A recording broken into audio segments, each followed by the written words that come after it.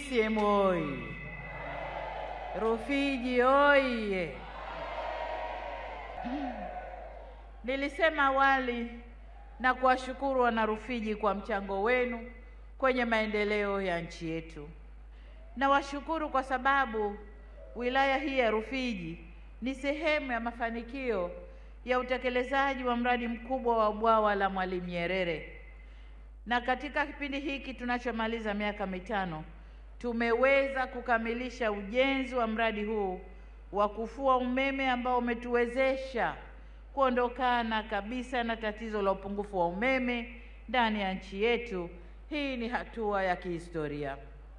Lakini kwenye hatua hii ya kihistoria, si Rufiji peke yao ambao wameingia kuchangia maendeleo haya.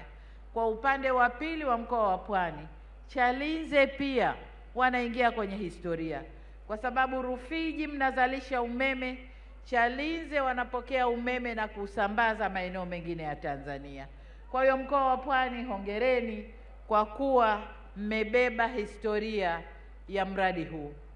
Lakini niwaambie wana Rufiji na mkoa wa Pwani kwa ujumla kwamba umeme huu ndio umebeba uchumi wetu na usalama wetu ndani ya nchi.